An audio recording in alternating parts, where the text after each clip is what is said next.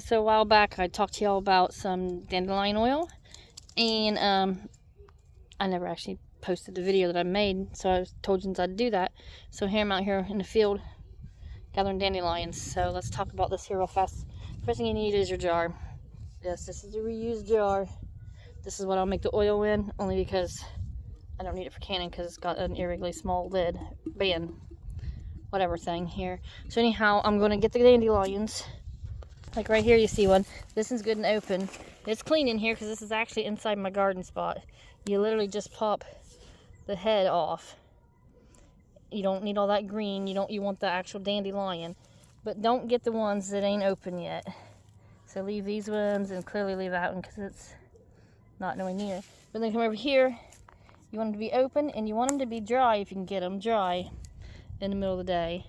And try not to get ones that are filthy because, you know, I got dogs, I got goats, I got things that will poop and pee and chew on everything. So, like, I'm gonna leave all these in here. They'll open in a day or so.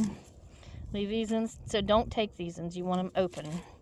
And they will dry once you, and close back up after you wash them. But just loosely pack this jar. Just fill this jar up as high as you want with the dandelions that are open. And then we'll take them in and wash them from there. So let me get to picking. But look at this here. We're gonna leave that be. These are pollinators because it is early in the year. But I got other stuff up here blooming and stuff. But look at that there. Leave that be for it. I'll probably just move away from this whole area and let these guys have all these here dandelions. Because definitely you gotta share. Got to share with the pollinators. Okay, so you can see how full. It's not all the way full, but that's about the extent of what I can get dandelion-wise. So, you can see they've all been open. They don't want to come out.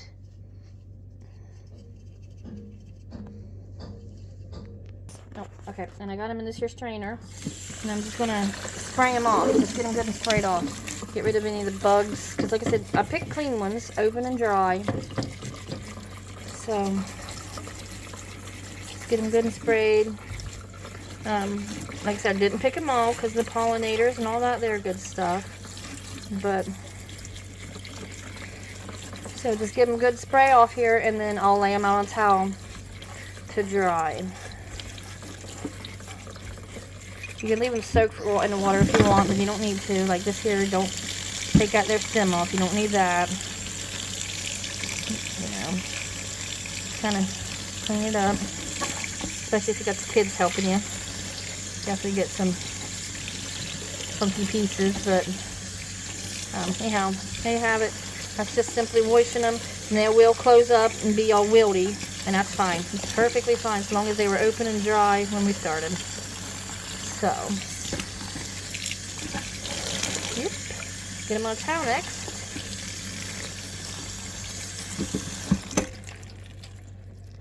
Okay. Get them shook off best I can here. I mean, you can throw them in a sink of water, splosh them around, whatever. But then, there you go, see? That's just a little bit of grass that stays behind. And then take and just kind of spread them out. And then leave them out overnight.